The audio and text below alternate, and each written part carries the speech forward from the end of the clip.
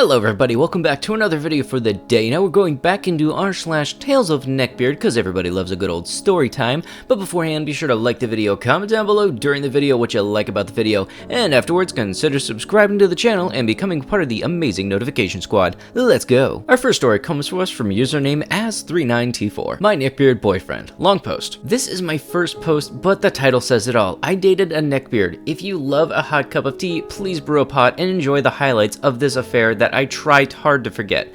Long story incoming, but if you're a fan of the cringe, you're sure to savor every moment. TLDR at the bottom. This wasn't your average neckbeard. He was extremely skinny, showered regularly, and didn't have a beard. But don't be fooled, the true colors were there, and they were shown. This guy was my childhood friend going back about as early as I can remember. We had good times as kids, lost touch after elementary school, and then reconnected my senior year.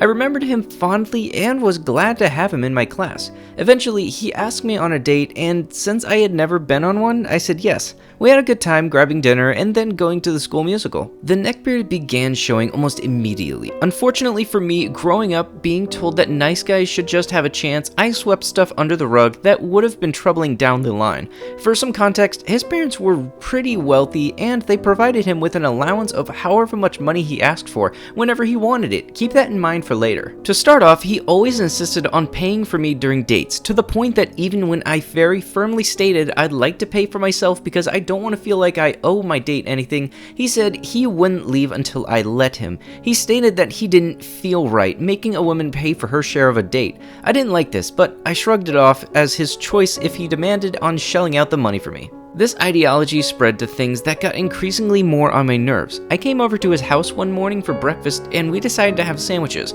He refused to let me make my own sandwich, saying a lady shouldn't have to. At first it was a cute little joke, and then as my laughs tampered off and I went to get a knife to spread my peanut butter, he took the jar away from me and wouldn't give it back until I gave him the knife so he could put it on my sandwich himself. I told him no, that I wanted to do it so I can make sure I get the proportions right, and he adamantly refused. I was annoyed at this point and told him to come on and give me the jar. Again, he refused. I became embarrassed at the thought of being the psycho girlfriend who had a fit over a sandwich, so I relented and gave in, excusing his behavior once again as I'm just trying to be nice. After about 2 months, he started trying to get frisky with me. I wasn't ready for intimacy yet, and I told him also outright, but said I was fine doing lighter things like kissing and cuddling. He would say okay, but pout a ton, act sad the entire time, and revisit the topic constantly, at one point giving a tug to my shirt in order to pull it up so he could see my chest. I stopped him right and told him if he ever did anything like that ever again, it was over and I was telling everyone in charge of his life exactly what he did.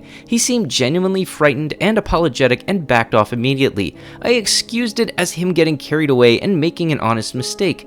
There was a time when I asked him if he would be open to trimming every once in a while, as he was extremely hairy and it made cuddling itchy and uncomfortable at times. He responded with, "Why would I need to do that? I'm a guy." I replied that regardless of equipment, being an absolute wild forest of hair was a little gross, and just a small trim to keep it from spilling out of his sleeves and shedding surely wouldn't be the end of the world. He refused again, citing that guys don't do that stuff. I rolled my eyes at his assumption with that no man on earth grooms himself, but knew I couldn't tell him what to do with his body, and ultimately it was his choice. A while later, he began to show more of his true self. He was obsessed with Magic the Gathering and had an absolute huge collection, so I, trying to engage his interest, suggested we go on a date to his favorite comic book store and he could show me all the cool stuff they had. We went in and I enjoyed looking at the figurines, books, and many board games and toys. We were only there for about 10 minutes when he told me we were leaving. I asked why and he didn't really answer but was clearly upset. After he dropped me home, I texted him asking for an explanation. He said that he was ashamed of his childish hobby and that we wished we hadn't taken me there. I was surprised at this, but assured him that it wasn't childish to enjoy Magic and that I liked the store. He pouted. From this point on, in our relationship would oscillate between being very confident and almost cocky to extremely insecure and self-loathing. One day, he would say he was going to attend a new club just for the sake of meeting new people, beaming with pride and subtlety, complimenting himself on his own social skills, and the next minute, he was deep in the dumps. During these times, he would regularly proclaim that he was giving bring up magic, and I would tell him that I supported his choice but wished he would allow himself to do the things he enjoys. After each of these proclamations, he would inevitably slip back into playing again and then express more shame and self-loathing that he just couldn't stop. I tried to tell him there was nothing wrong with liking it, but he continued to despair over how unattractive and unmanly it was, despite the fact that I, a girl, didn't think either of those things. After trying to quit magic didn't work, he attempted to bolster his ego by becoming a vegan. Yes, one of those vegans. He asked me to do it with him, and I declined, but told him that I supported him and was glad he found a movement he enjoyed. He barked back that you couldn't stop vegans unless you were with them or against them. Oh, well, I guess I'm against you then. Sorry, I'm still happy for you. He was shocked at this. I'm your boyfriend. How can you be okay with this? He cried. I don't feel like I'm against you, I replied, but if you think that way, I can't change your mind. I don't want to change my whole lifestyle just because you say so. Does doing that sound fair to you? No, he grumbled. I asked him if things were alright between us, and he reluctantly said yes. They weren't, however. In the following time, he would bug me to go vegan again and again, saying, just do it for a day, just do it for a week. Why do you insist on being part of the genocide? Eventually, I agreed to try going vegan for a couple of days. It was fine, but I didn't enjoy it. He asked me how I felt afterwards, and I told him as such. He was floored that trying a diet for a few days didn't magically change my mind. He pleaded with me, just give me a few hours one day and we'll talk about all the benefits. Your mind will absolutely be changed by then. At this point, I was very tired of his antics, but because he seemed so upset, I agreed to hear him out, but warned him not to assume I would change my mind. He said okay, and we spent a few hours discussing the ethics, statistics, and environment and health. Afterwards, I thanked him for sharing his information with me, but said I'd still decide I wasn't interested at his point. He was shattered. How can you say that after everything I just told you? He wailed. I hear you, and I think you made a lot of important points. I'm just not interested. But you're so kind, so gentle. How can you be okay with committing this genocide? This isn't for you, I know. You're such a sweet girl. He hung his head in disbelief as if I was betraying him to his very core. I didn't appreciate the comments about me being a cookie-cutter sweet little girlfriend. I'm not interested. That's my reason. I'm sorry, but I'm just not. I tried to wrap up the conversation. If you don't care about the animals, care about yourself. You're so beautiful. Do you want to be dead by 50 from cancer? At this point, I was offended. This neckbeard was extremely spoiled, and his mom did everything for him. He regularly broke his vegan diet because she refused to change up the meals she had made for the whole family just for his sake, and he wouldn't cook anything for himself. There was no reason he couldn't, he just didn't want to. I called him out on this and asked why he was all over me when he couldn't even practice what he preached. He mumbled again, inaudible, and shifted uncomfortably. Fine, he said, we don't have to talk about it again. From here, our relationship was less enjoyable. He continued to act more and more like a neckbeard, at the point I mentioned in passing how even though I don't really like my surname, I don't think I should change it upon marriage because it's my identity. He scoffed and said, what? Of course, I don't think a lady should have to change her name, but what if your in-laws wanted you to? I responded by saying that was their issue. He said that a new bride should be considerate of her husband's family values. I told him that if he thought that way, I'd send him to my grandparents' church. He, a proud abstainer of religion, became huffy about this and quickly changed the subject. Several days later, I suggested our next date would be to a local ice skating rink. I mentioned to him that I had an awesome coupon that let us skate for the really cheap. He sighed in relief and said, finally, I don't have to drain my wallet of all the money I have. I stopped confused and asked him what he meant, citing that he insisted on paying for me every date, and that he knew I always came with enough to pay for myself anyway. I also brought up that it wasn't his money, it was his parents who gave him however much he wanted.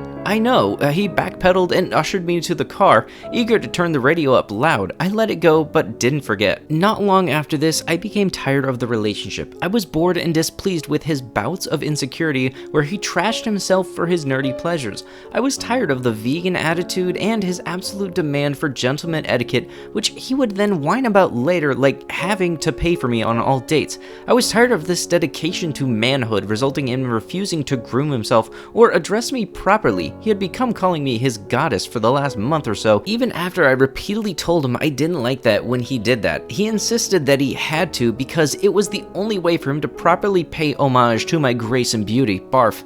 I broke it off with him and he seemed disappointed but assured me it was alright and that he was just as committed to remaining friends as I was given our long history. It didn't last long. He began to have fits of grumpiness around me for no reason. I asked him if there was anything he wanted to clear the air with me about and he said no and promised everything was fine. He kept calling me dear and darling after we had broken up and I let it slide for a couple of weeks because I assumed he was still adjusting to the relationship being over. Eventually, it became very embarrassing when he did it in front of my friends who were weirded out and confused, and I texted him politely but firmly telling him he needed to only address me by my name. He snapped that I don't control what he does, and I retorted that that was fine because I had no problem cutting him off if he wouldn't respect my boundaries. He panicked and told me he was sorry and that he would stop. The next day, he was removed from the group chat. Upon coming to school, he cornered one of the shy and non-confrontational girls in our group and asked if surely it was okay if he still went with us, right?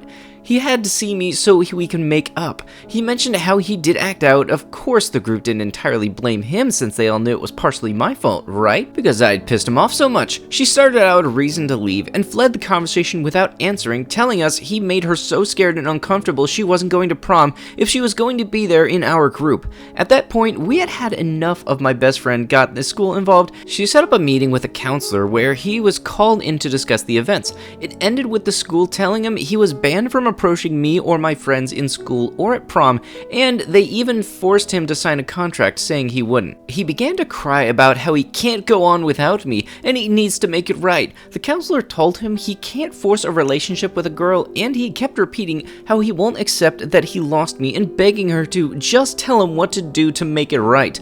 The counselor ended up telling him his inability to respect my boundaries was very concerning, and she referred to him to professional help. Yikes! He ignored all of us at prom and spent most of the time on the balcony not talking to anyone, looking into the distance forlornly. Yikes again. Thankfully, after that, I never saw him again as graduation came up quick, and I hope I never do, and so ends our tale. Thankfully, I have a shiny spine and a lot more knowledge now, and I hopefully won't make a mistake with a neckbeard like him again. I'm sorry, but I just feel like there was something mentally off with him just for the way he was acting, not knowing when to stop, and honestly, that did kind of seem like prime neckbeard material, and I feel like him trying to act like he was able to pay for anything and then complaining about it. That's the thing. If you make the declaration you're gonna pay for something, don't complain about it later. You're just gonna look sad. Our next story comes to us from username Matsuorific. I kind of feel like I've covered this person's stories before. Prejudiced neckbeard is fired for fraud. No one is sad or surprised. I work at a call center, though this didn't really take place on the phones, so I'm not sure this belongs in r/Tales from Call Centers, but it definitely fits here. I started working for this company late last year after a very anxious job search. My previous employer got screwed by the company who contracted us, and we were given 2 weeks before my job disappeared. During those 2 weeks, my hours had been cut in half, and I had not found this job. When I did, I would have been forced to rehome my cat and move in with my boyfriend, his dad, who is allergic to cats, and his dad's girlfriend, who made my evil ex-stepmother look tame. The latter two are both heavy smokers, to which I am sensitive, so this job was truly a godsend. Unfortunately, as I do not have a car, I had to pay for Lyft to get to and from work, which cost me way too much money. I was very fortunate to find a friend during training who was willing to give me rides home for only $5 a trip.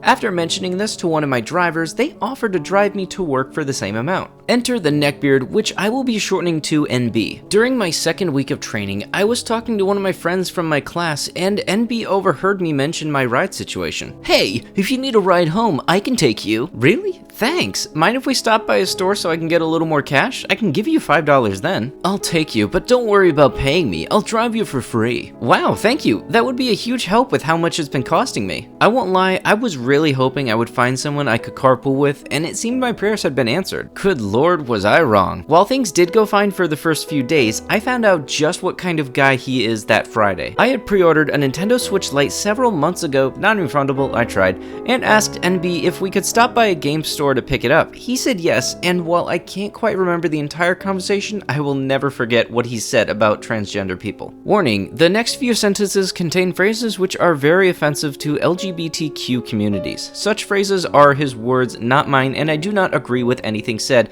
Also, me at the editing, I'm gonna try to censor this out as much as I can, and I swear if any of this gets my channel demonetized because of the LGBTQ terms, I'm gonna have a big problem with YouTube, because the grounds for demonetization apparently already qualify for the male and female terms for liking someone of the same gender as you. Oh, and for some reason, a state that rhymes with the word Missouri. These people who say they are one gender, but are actually another, are such sinners. You know, those people don't choose to be that way. If they had the choice, it would be to feel comfortable in their own skin. Nonsense. If you are born with a dong, then you are a man. You are ungodly, and they are going to heck. The Bible clearly states that it is not our place to judge others on that. It also says that God wants us to choose to follow him, not force our beliefs on others. The Bible clearly states that they are sinners and that God hates them. I stopped talking to him after that. I hate when ignorant, entitled Christians pick and choose which parts of the Bible they want to follow to fit their own prejudices. I am a Christian as well, but I live by God's commandments,